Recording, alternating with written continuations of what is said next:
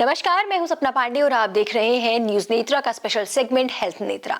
तो हेल्थ नेत्रा में आज हम बात करने वाले हैं उस बीमारी या डिसऑर्डर कहें उसके बारे में जिससे इस देश के 11 से 13% लोग ग्रसित हैं। जी हाँ, हम बात कर रहे हैं थायराइड के बारे में। थायराइड एक वक्त पर जहां आयोडीन की कमी के कारण गॉइटर के रूप में देखने को मिलता था, वही आज पूरे देश में लाइफस्टाइल चेंज और स्ट्रेस की वजह से बहुत ही ज्यादा मात्रा में देखने को मिल रहा है। अब इस पर बात करने के लिए और इसके बारे में सारी जानकारी हमें देने के लिए हमारे साथ जुड़ रहे हैं आरोग्य मेडिसिटी इंडिया के एमडी और फाउंडर डॉक्टर महेंद्र राणा। नमस्कार सर, आपका बहुत बहुत स्वागत है न्यूज नेत्र में। तो सर, बदलते वक्त के साथ और लाइफस्टाइल के साथ लगातार थायराइड के जो केसेस हैं वो पूरी दुनिया में बढ़ते जा रहे हैं। तो लोगों को ये जानना भी जरूरी है कि थायराइड क्या होता है। तो ये थायराइड क्या होता है और कैसे हो रहा है? देखिए, थायराइड बेसिकली हमारे शरीर के गले के पास स्थित एक एंडोक्राइनल ग्लैंड है जो चूल्हे के आकार की होती है या बटरफ्लाई शेप की होती है, और आयुर्वेद में इसे चुल्लिका ग्रंथि कहते हैं। इस थायराइड ग्लैंड से दो बहुत महत्वपूर्ण हार्मोन निकलते हैं जिनको हम लोग T3 और T4 हार्मोन कहते हैं, या ट्राइआयोडोथायरोनिन और थायरोक्सिन हार्मोन कहते हैं। जो ट्राइआयोडोथायरोनिन हार्मोन है उसमें आयोडीन के 3 एटम्स इसके साथ इंक्लूड होते हैं, और जो थायरोक्सिन हार्मोन है उसमें आयोडीन के 4 एटम्स इंक्लूड होते हैं। ये आयोडीन युक्त जो थायरोक्सिन होता है ये हमारे थायराइड ग्लैंड से सेक्रीट होते हैं और हमारे शरीर के हर सेल के मेटाबॉलिक प्रोसेस को ये अफेक्ट करते हैं। इसके अलावा एक TSH हार्मोन होता है जिसको थायराइड स्टिमुलेटिंग हार्मोन कहते हैं। ये TSH हार्मोन पिट्यूटरी ग्लैंड से निकलता है, और हमारे जो ये दोनों T3 और T4 हार्मोन्स हैं इनको स्टिमुलेट करता है कि ये थायराइड ग्लैंड से निकल करके हमारे ब्लड स्ट्रीम में आए और बॉडी में जो इनके फंक्शंस हैं वो सुचारू रूप से हो सकें। तो 3 हार्मोन बेसिकली थायराइड में इंक्लूड होते हैं, जिनमें से 2 हार्मोन T3 और T4 ये थायराइड ग्लैंड से निकलता है, और TSH जिसको हम थायराइड स्टिमुलेटिंग हार्मोन कहते हैं ये हमारे ब्रेन की पिट्यूटरी ग्लैंड से निकलता है, जो इन दोनों हार्मोन को रेगुलेट करता है और स्टिमुलेट करता है। सर, आपने अभी थायराइड हार्मोन का जिक्र किया, तो बॉडी में इसका क्या फंक्शन होता है और थायराइड हार्मोन होता क्या है? देखिए, थायराइड हार्मोन्स के जो बेसिक काम है वो हमारे शरीर के मेटाबॉलिक रेट को मेंटेन करना होता है। थायराइड हार्मोन हमारे ब्रेन की नॉर्मल फंक्शनिंग के लिए बहुत इंपॉर्टेंट है, और क्योंकि थायराइड हार्मोन कार्बोहाइड्रेट और फैट के मेटाबॉलिज्म को रेगुलेट करता है, तो थायराइड हार्मोन का फंक्शन हमारे हर सेल्स के लिए, हमारी हर बॉडी ऑर्गन के लिए, उसके ग्रोथ के लिए, उसके डेवलपमेंट के लिए बहुत इंपॉर्टेंट हो जाता है। थायराइड हार्मोन हमारे हार्ट रेट को रेगुलेट करता है, हमारी मसल ग्रोथ को, हमारे बोन मेंटेनेंस के लिए बहुत ज़रूरी है, हमारे डाइजेशन के प्रॉपर फंक्शनिंग के लिए थायराइड हार्मोन बहुत ज़रूरी है। शरीर के सेल्स के ओवरऑल डेवलपमेंट के लिए थायराइड हार्मोन के फंक्शंस का नॉर्मल रहना बहुत ज़रूरी है। 2 तरीके का थायराइड लोगों में देखने को अमूमन मिलता है, और कुछ लोग मोटे हो जाते हैं, कुछ लोग पतले हो जाते हैं। तो क्या है इन दोनों में अंतर?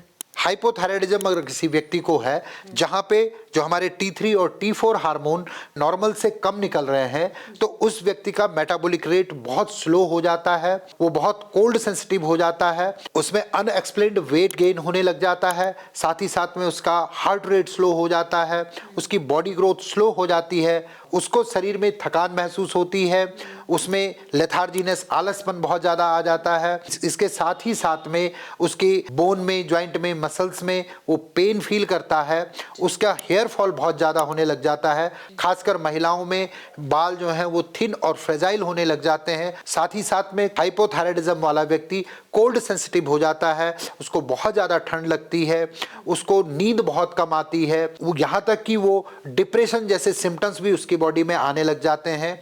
तो ये सिम्टम्स हाइपोथायराइडिज्म के होते हैं, और हाइपोथायराइडिज्म की खासियत होती है कि उसमें व्यक्ति खाता तो बहुत कम है लेकिन उसका शरीर लगातार वेट गेन करता है, उसके शरीर में स्वेलिंग या पफीनेस जैसे सिम्टम्स आने लग जाते हैं। अगर व्यक्ति को हाइपरथायराइडिज्म है, यानी कि जो थायराइड हार्मोन्स T3 और T4 है ये सामान्य से ज्यादा निकल रहे हैं, तो उसका मेटाबॉलिक रेट बहुत हाई हो जाता है, उसको बार बार भूख लगती है, लेकिन साथ ही साथ में उसका शरीर लगातार पतला होता जाता है। आयुर्वेद में इसी को भस्मक रोग के नाम से वर्णित किया गया है कि जिसमें खाना तो व्यक्ति बहुत खाता है लेकिन वो खाया पिया भस्म होने लग जाता है, वो शरीर को नहीं लगता। हाइपरथायराइडिज्म में एक और सिम्टम आता है कि व्यक्ति को बहुत अधिक गर्मी लगती है, उसके हाथ पैरों में जलन जैसे सिम्टम वो महसूस करता है। हाइपरथायराइडिज्म का मरीज बहुत ज़्यादा एंजाइटी में आ जाता है, उसकी पल्स रेट बहुत हाई हो जाती है, हार्ट रेट फास्ट होने लग जाती हैं।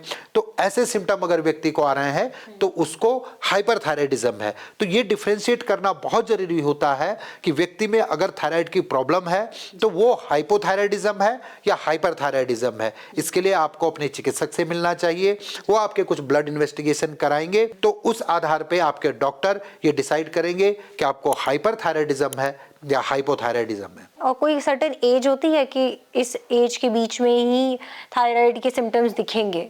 सामान्य रूप से थायराइड हार्मोन्स की प्रॉब्लम 20 से 40 साल की एज में आती है। महिलाओं में थायराइड हार्मोन्स की प्रॉब्लम पुरुषों के मुकाबले ज़्यादा होती है। और जहाँ तक ओल्ड एज की बात है तो ओल्ड एज में थायराइड हार्मोन्स की प्रॉब्लम का स्टार्ट होने के चांसेस कम रहते हैं। देखिए, ये जानना बहुत ज़रूरी है खासकर बच्चों में कि कहीं उनको थायराइड हार्मोन की प्रॉब्लम तो नहीं है।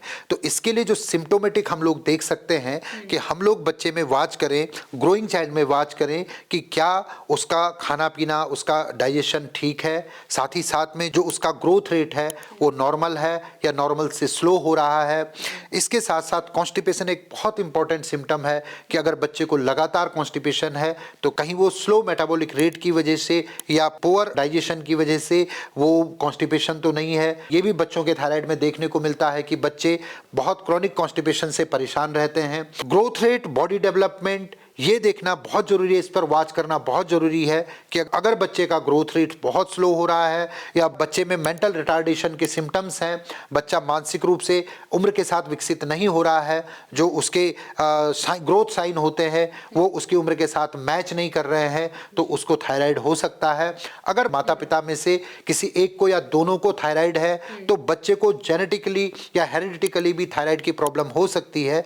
तो ऐसे अगर लक्षण है या ऐसे साइन एंड सिम्टम है तो बच्चे की एक बार थायराइड की जांच जरूर करवानी चाहिए, जिससे सही समय पर बच्चे की थायराइड प्रॉब्लम का पता चल जाए। क्योंकि अगर थायराइड की प्रॉब्लम का सही समय पर आपने निवारण कर दिया तो 2-3 साल की एज में थायराइड को, बच्चों के थायराइड को कंट्रोल किया जा सकता है। और नहीं तो कई बार कंडीशन इतनी खराब हो जाती है कि उस बच्चे को life time thyroid replacement therapy लेनी पड़ती है। तो बच्चों के लिए ये पहचानना बहुत जरूरी है। क्या थायराइड हार्मोन का डिसबैलेंस स्ट्रेस या फिर जो इनफर्टिलिटी है महिलाओं में उसका भी कारण बनता है? क्योंकि थायराइड एक हार्मोन है और बॉडी में किसी भी हार्मोन के कम या ज्यादा सेक्रेशन होने से अदर हार्मोन्स पे भी उसका प्रभाव पड़ता है। महिलाओं में क्योंकि बहुत सारे फीमेल हार्मोन्स रहते हैं, जैसे luteinising hormone, follicle stimulating hormones, तो थायराइड हार्मोन्स का सेक्रेशन कम या ज़्यादा होता है तो इसका प्रभाव फीमेल हार्मोन्स पे भी पड़ता है। और इस वजह से अगर किसी भी फीमेल में थायराइड हार्मोन्स की समस्या है, हाइपरथायराइडिज्म या हाइपोथायराइडिज्म है, तो उनके मेंसेस साइकिल में इरेगुलरिटी आ जाती है, उनके बॉडी वेट में खास करके लोअर एब्डोमेन में फैट का एक्यूमुलेशन ज़्यादा होने लग जाता है। साथ ही साथ में उनमें फटीग के सिम्टम्स, इरिटेशंस, और जैसे आपने कहा मेंटली जो है वो लोग स्ट्रेस में ज़्यादा रहते हैं। अगर हाइपोथायराइडिज्म है तो उनको डिप्रेशन जैसे सिम्टम ज़्यादा आएंगे, और अगर हाइपरथायराइडिज्म है तो एंजाइटी, घबराहट, ये सारे सिम्टम्स ज़्यादा आते हैं। मेटाबॉलिक डिस्टर्बेंस के साथ साथ अगर थायराइड हार्मोन्स की प्रॉब्लम है तो अन्य भी बहुत सारे सिम्टम्स आते हैं। खासकर महिलाओं में हार्मोनल प्रॉब्लम्स बहुत ज़्यादा होती है। प्रेगनेंसी की बात आपने की, तो अगर थायराइड हार्मोन्स है तो उसमें ये देखा गया है, जो डाटा बताता है कि थायराइड हार्मोन्स के साथ कंसीव करने का रेट कम हो जाता है। अगर कंसीव हो भी गया और आपका थायराइड हार्मोन अनट्रीटेड है तो उसमें मिसकैरेज के चांसेस बढ़ जाते हैं। प्री एक्लेम्पसिया के सिम्टम्स थायराइड वाली प्रेग्नेंट महिलाओं के साथ ज़्यादा देखने को मिलते हैं रेदर देन जिनको थायराइड नहीं है। जी, अब हम डायग्नोसिस की बात करें तो कई टेस्ट अवेलेबल होंगे, एक्यूरेसी कितनी रहती है अगर हम डायग्नोस करवाते हैं तो? जी देखिए, थायराइड का पॉपुलर जो टेस्ट है जिसको हम लोग TFT थायराइड फंक्शन टेस्ट कहते हैं, ये इसमें हम लोग आपके ब्लड सीरम से T3, T4 और TSH के लेवल को जांच करते हैं। अगर इनकी मात्रा सामान्य है तो आपके थायराइड हार्मोन्स या आपको थायराइड की प्रॉब्लम नहीं है। अगर आपके थायराइड फंक्शन टेस्ट में T3 और T4 की मात्रा कम और TSH हार्मोन की मात्रा सामान्य से ज़्यादा आ रही है तो आपको हाइपोथायराइडिज्म डायग्नोज होता है। अगर आपके TSH की मात्रा कम है और T3, T4 की मात्रा बहुत ज़्यादा बढ़ी हुई आ रही है तो आपको हाइपरथायराइडिज्म डायग्नोज होता है। इसके अलावा कई बार हम लोग थायराइड को डायग्नोस करने के लिए सीरम आयोडीन का भी टेस्ट करते हैं कि आयोडीन की मात्रा आपके शरीर में रिक्वायरमेंट के हिसाब से कम या ज़्यादा तो नहीं है। थायराइड में कई बार हम लोगों को अल्ट्रासोनोग्राफी करानी पड़ती है जिसमें हम लोग ये देखते हैं कि आपकी थायराइड ग्लैंड में ओवर ग्रोथ तो नहीं हो रही है या फिर आपकी जो थायराइड ग्लैंड है वो सिकुड़ तो नहीं रही है। ट्यूमर ग्रोथ का पता भी हम लोग जो है कई बार अल्ट्रासोनोग्राफी या रेडियोलॉजिकल एग्जामिनेशन से करते हैं। तो ये थायराइड को डायग्नोस करने के जो इन्वेस्टिगेशन है, चाहे वो पैथोलॉजिकल हो चाहे रेडियोलॉजिकल हो, वो बहुत लंबे समय से चले आ रहे हैं और लगातार उसमें डेवलपमेंट हो रहा है ताकि हम लोग रूट कॉज जो थायराइड का है कि किस वजह से किस व्यक्ति में थायराइड हार्मोन इम्बैलेंस हो रहा है इसका पता लगा सकें। तो सर, थायराइड इतनी कॉमन समस्या बनती जा रही है तो इसके पीछे क्या कारण है? हम लोग ग्रीन वेजिटेबल से दूर भाग रहे हैं, ऑर्गेनिक फूड प्रोडक्ट से दूर भाग रहे हैं। लगातार हमारे भोज्य पदार्थों में, हमारे खाद्य पदार्थों में केमिकल्स का प्रयोग बढ़ता जा रहा है। तो इन सब अलग अलग फैक्टर की वजह से हमारे शरीर का जो हार्मोनल बैलेंस है वो बिगड़ता जाता है। और अगर पर्याप्त मात्रा में हम लोग बैलेंस डाइट नहीं लेंगे, ग्रीन वेजिटेबल्स नहीं लेंगे, पर्याप्त मात्रा में फाइबर युक्त भोजन नहीं लेंगे, पर्याप्त पानी का सेवन नहीं करेंगे तो फिर हमारे शरीर में ऐसे फ्री रेडिकल बढ़ जाते हैं जो हमारे ऑर्गन्स हैं उन पे अटैक करने लग जाते हैं। और उन फ्री रेडिकल्स के लगातार अटैक होने से हमारे शरीर के ऑर्गन्स के फंक्शंस बिगड़ते हैं। और यही सब कारण है कि आज लगातार थायराइड जैसी हार्मोनल समस्याएं बढ़ती जा रही हैं। तो सर, थायराइड डिसऑर्डर अगर किसी को है तो उसे क्या क्या परहेज जो है रखने चाहिए? देखिए, थायराइड हार्मोन जैसे मैंने कहा कि ये इसका नॉर्मल जो फंक्शन होता है वो कार्बोहाइड्रेट और फैट का मेटाबॉलिज्म होता है। तो अगर आपको थायराइड हार्मोन इम्बैलेंस है तो सबसे पहले तो आपको ये ध्यान रखना चाहिए कि जो कार्बोहाइड्रेट रिच और फैट रिच फूड कंटेंट है उनको आपको अवॉइड करना चाहिए। खास करके ऐसे फूड प्रोडक्ट जो आपकी आंतों में सूजन कर सकते हैं जैसे मैदा या बहुत अधिक हाई शुगर वाले प्रोडक्ट, उनको जरूर अवॉइड करना चाहिए। डेयरी प्रोडक्ट में भी आपको ये ध्यान रखना चाहिए कि अगर आपकी दूध में फैट की मात्रा ज़्यादा है तो वो आप अवॉइड कर सकते हैं।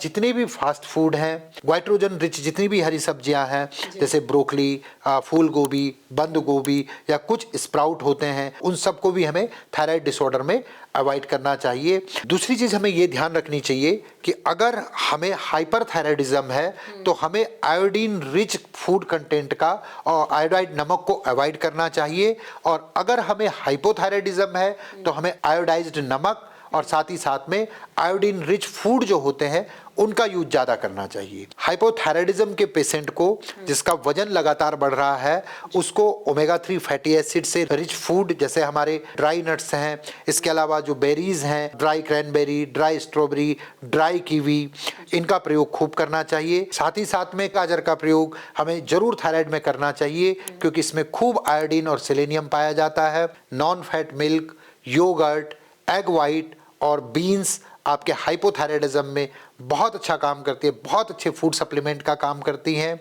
साथ ही हाइपोथायराइडिज्म में गाजर और नींबू ये बहुत अच्छा काम करता है, इसका प्रयोग भी आप पर्याप्त मात्रा में करें। अगर आपको हाइपरथायराइडिज्म है तो फिर आपको ये ध्यान रखना है कि आपके फूड कंटेंट में आयोडीन की मात्रा कम से कम हो। इसके लिए आपको नॉन आयोडाइज्ड नमक का प्रयोग ज़्यादा करना चाहिए, जैसे सेंधा नमक का प्रयोग आप कर सकते हैं।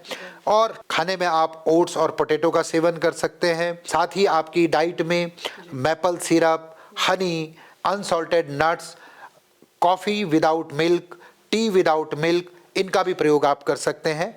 इससे आपके हाइपरथायराइडिज्म को कंट्रोल करने में काफ़ी हेल्प मिल सकती है। देखिए, 2-3 चीज़ें जो मैं अपने क्लिनिकल एक्सपीरियंस में मैंने देखी हैं कि अगर किसी को थायराइड डिसऑर्डर हो जाता है तो एक तो सबसे पहले उनको ये कंफर्म कर लेना चाहिए कि उनको हाइपोथायराइडिज्म है या हाइपरथायराइडिज्म है। ये कंफर्म होने के बाद उनको अपना एक प्रॉपर डाइट चार्ट बनाना चाहिए। साथ ही साथ में एक्सरसाइज का थायराइड के कंट्रोल में बहुत अधिक रोल है। योग, खास करके उज्जाई प्राणायाम का थायराइड के रेगुलेशन में बहुत अच्छा प्रभाव पड़ता है।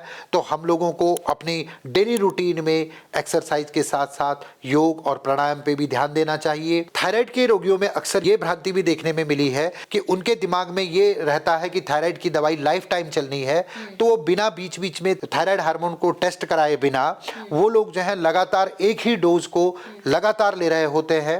तो इससे क्या होता है कि अगर आपके शरीर में थायराइड की मात्रा उस दवा के सेवन से या हार्मोन रिप्लेसमेंट थेरेपी से सामान्य की तरफ है और आप उसी डोज को रेगुलर ले रहे हैं, तो आपको हाइपरथायराइडिज्म जैसी प्रॉब्लम भी हो सकती है। तो एक चीज मैं ये जरूर कहना चाहूंगा कि अगर आपको थायराइड के सिम्टम्स हैं, चाहे वो हाइपोथायराइडिज्म है या हाइपरथायराइडिज्म है, तो आपको रेगुलर हर तीसरे महीने अपने थायराइड हार्मोन्स को टेस्ट करवाते रहना चाहिए और उसी हिसाब से अपनी दवा को अपने चिकित्सक की सलाह से मॉनिटर करते रहना चाहिए। कई पेशेंट को ये लगता है कि अगर हमें थायराइड हो गया है तो अब हमें दूध, दही, मट्ठा या फिर खट्टी चीजें बिल्कुल नहीं सेवन करनी है, जबकि ऐसा नहीं है। जिन भी खाद्य वस्तुओं में गाइट्रोजन बहुत ज्यादा है, आपको उन चीजों को अवॉइड करना है। लेकिन किसी खट्टी चीज को केवल इस वजह से छोड़ना कि वो खट्टी है तो उनका थायराइड हार्मोन बिगड़ जाएगा, ऐसा नहीं करना चाहिए। क्योंकि ज्यादातर खट्टी चीजों में विटामिन सी पर्याप्त मात्रा में होता है, जो हमारे हार्मोन बैलेंस के लिए और बॉडी बैलेंस के लिए बहुत जरूरी होता है। सर, आपने आयोडीन का जिक्र किया है, तो जो थायराइड हार्मोन्स के सेक्रेशन में आयोडीन का क्या रोल रहता है? देखिए, आयोडीन थायराइड हार्मोन्स का एक स्ट्रक्चरल कंपोनेंट है। जैसे T3 हार्मोन में आयोडीन के 3 एटम रहते हैं और T4 हार्मोन में आयोडीन के 4 एटम रहते हैं। तो ये एक आयोडीन स्ट्रक्चरल कंपोनेंट है। बिना आयोडीन के थायराइड हार्मोन कंप्लीट नहीं होता है। आयोडीन के साथ ही साथ सेलेनियम का भी थायराइड हार्मोन में बहुत इंपॉर्टेंट रोल है, क्योंकि सेलेनियम हार्मोन एक कैटलिस्ट का काम करता है जो T3 और T4 को स्टिमुलेट करता है अपने फंक्शंस को करने के लिए। तो सर, आयुर्वेद में थायराइड का क्या परमानेंट इलाज है कोई?